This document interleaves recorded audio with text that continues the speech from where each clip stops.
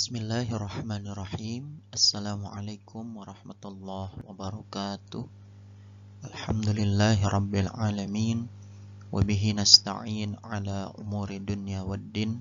Salatu wassalamu ala asrafil anbiya'i wal mursalin, Sayyidina wa maulana Muhammadin wa ala alihi wa ashabihi ajma'in, amma ba'du. Qala rabbi shrah li sadri wa yassir li amri wahlul 'uqdatam min lisani yafqahu qawli. Rabbi zidni ilma warzuqni fahma bi rahmatika ya arhamar rahimin. Puji dan syukur marilah kita panjatkan kehadirat Allah Subhanahu wa taala yang mana masih memberikan begitu banyak nikmatnya kepada kita, terutama nikmat sehat walafiat, nikmat panjang umur, sehingga kita masih bisa melaksanakan kegiatan perkuliahan walaupun masih secara online. Mudah-mudahan tidak mengurangi rasa semangat kita dalam rangka menuntut ilmu. Salawat teriring salam tak lupa pula kita haturkan kepada suri tauladan kita baginda Nabi besar Muhammad sallallahu alaihi wasallam, segenap keluarga, sahabat, dan insyaallah kita sebagai umatnya selalu istiqamah dalam menjalankan sunnah-sunnahnya. Amin ya rabbal alamin. Yang kita hormati bersama dosen pengampu mata kuliah psikologi agama Bapak Dr. Muhammad Nur Wahidin MAG MSI, dan teman-teman semua yang mohon maaf tidak saya sebutkan namanya satu persatu, namun tidak mengurangi rasa hormat dan takzim saya. Melanjutkan materi tentang psikologi agama, insyaallah hari ini saya akan menyampaikan sedikit tentang sumber jiwa keberagamaan. Fitrah manusia adalah menyembah dan mengabdikan dirinya kepada Tuhan yang Maha Esa sebagai zat yang memiliki kekuasaan yang tertinggi, sebagaimana dikatakan wa ma khalaqtul jinna wal insa illa liya'budun. Sesungguhnya aku ciptakan jin dan manusia hanyalah untuk beribadah kepadaku. Lalu muncullah sebuah pertanyaan, apakah yang menjadi sumber pokok yang mendasari timbulnya keinginan untuk mengabdikan diri kepada Tuhan tersebut? Atau lebih singkatnya atau lebih simpelnya adalah apa yang menjadi sumber kejiwaan agama itu? Kita akan masuk ke dalam teori tentang sumber kejiwaan agama. Teori tentang sumber kejiwaan agama ini terbagi menjadi dua. Yang pertama yaitu teori monistik, yakni yang menjadi sumber kejiwaan agama itu adalah sumber kejiwaannya. Kemudian yang kedua adalah teori fakulti atau fakulti teori. Adalah tingkah laku manusia itu tidak bersumber pada suatu faktor yang tunggal, namun terdiri atas beberapa unsur, antara lain yang dianggap memegang peranan penting, seperti fungsi cipta atau reason, kemudian rasa atau emotion, dan karsa atau will. Kita masuk ke teori yang pertama, yakni teori monistik. Ada beberapa pendapat yang disampaikan dari beberapa pakar tentang teori monistik ini. Yang pertama adalah dari Thomas van Aquino. Ia mengatakan bahwa sumber jiwa keagamaan adalah rasa berpikir. Kemudian ada pula dari Friedrich Hegel. Ia mengatakan bahwa agama adalah suatu pengetahuan yang sungguh-sungguh benar dan tempat kebenaran yang abadi. Yang selanjutnya ada dari Friedrich Schleiermacher. Ia mengatakan bahwa sumber keagamaan adalah rasa ketergantungan yang mutlak, dapat dibuktikan dalam realita upacara keagamaan dan lain-lain. Ada pula pendapat dari Rudolf Otto. Ia mengatakan bahwa sumber jiwa keagamaan adalah rasa kagum yang berasal dari the wholly other. Dan yang kemudian ada pendapat dari Sigmund Freud. Ia mengatakan bahwa sumber jiwa keagamaan adalah libido seksual atau naluri seksual.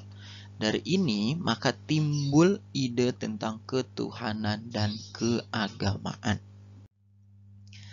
Kemudian kita akan masuk ke teori fakulti. Ya, teori kedua di dalam jiwa keberagamaan. Ada beberapa pendapat yang disampaikan oleh para sumber ya, yang berkaitan dengan teori fakulti ini. Pendapat yang pertama datang dari G.M. Stratton. Ia mengatakan bahwa yang menjadi sumber kejiwaan agama adalah adanya konflik dalam kejiwaan manusia. Keadaan yang berlawanan seperti baik buruknya moral, kepasifan atau keaktifan, rasa rendah diri atau rasa harga diri yang menimbulkan pertentangan di dalam diri manusia.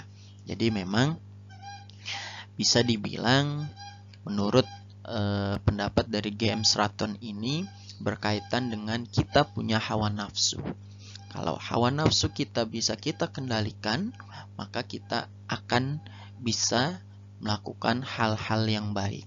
Tetapi kalau sebaliknya kita malah yang dikuasai oleh hawa nafsu kita, maka kita akan melakukan hal-hal yang buruk, hal-hal yang jelek, yang mana akan menimbulkan kerugian baik untuk dirinya sendiri ataupun orang lain. Kemudian pendapat yang kedua dari Zakiyah Darajat. Ia berpendapat bahwa pada diri manusia terdapat kebutuhan pokok. Nah, adapun kebutuhan pokok tersebut diantaranya yang pertama, kebutuhan akan rasa kasih sayang. Kebutuhan yang menyebabkan manusia mendambakan kasih sayang. Yang kedua, kebutuhan akan rasa aman. Kebutuhan yang mendorong manusia mengharap perlindungan. Yang ketiga, kebutuhan akan harga diri.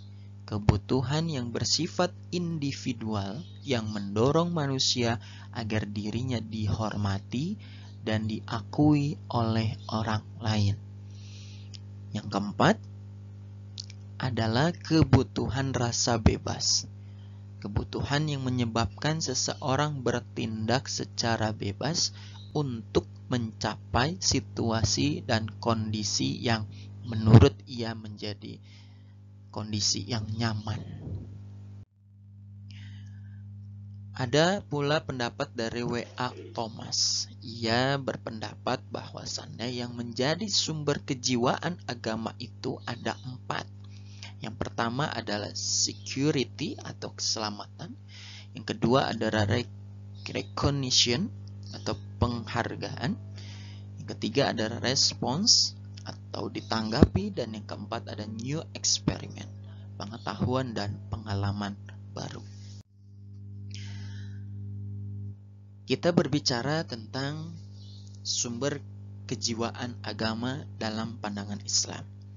Di dalam Quran, Allah Subhanahu wa Ta'ala sudah menjelaskan tentang sumber kejiwaan agama ini, yang mana dikatakan di dalam surat Ar-Rum, ya, Allah Subhanahu wa Ta'ala berfirman, Bismillahirrahmanirrahim, fa'aqim wajhaka lid-dini hanifa fitratallahi allati fataran nas 'alaiha la tabdila li khalqillah dzalika ad-dinul qayyim walakinna aktsarun nasi la ya'lamun. Yang artinya, maka hadapkanlah wajahmu dengan lurus kepada agama Allah. Tetapkanlah atas fitrah Allah yang telah menciptakan manusia menurut fitrahnya tersebut. Tidak ada perubahan pada fitrah Allah. itulah agama yang lurus. Tetapi kebanyakan manusia tidak mengetahui. Maksud dari ayat ini adalah kita sebagai manusia, kita sebagai makhluk yang diciptakan oleh Allah, sebagai makhluk yang paling sempurna di antara makhluk-makhluknya Allah yang lain, maka kita harus bisa menjadikan fitrah kita sebagai manusia sebagai manusia yang baik. Sebagaimana dikatakan dalam hadis, khairun nas anfa'uhum linnas. Sebaik-baiknya manusia adalah yang bermanfaat untuk manusia yang lain. Jadi, fitrah kita sebagai manusia, selain kita beribadah kepada Allah, kita pun harus bisa menjadikan diri kita teladan bagi orang lain. Sehingga, sebagaimana dikatakan di dalam hadis tadi, khairun nas anfa'uhum linnas. Sebaik-baiknya manusia adalah yang bermanfaat. Sehingga kita menjadi manusia yang bermanfaat untuk manusia yang lain, sehingga Allah pun akan terus memberikan pahala kepada kita, akan terus mengalirkan pahala kepada kita sampai nanti kita pun dipanggil oleh Allah Subhanahu wa taala. Demikianlah yang bisa saya sampaikan terkait dengan kejiwaan agama ini. Ya, mohon maaf apabila ada kata-kata yang kurang tersusun, yang kurang sopan. Saya mohon dibukakan pintu maaf yang sebesar-besarnya. Akhirul kalam, wabillahi taufiq wal hidayah. Wassalamualaikum warahmatullahi wabarakatuh.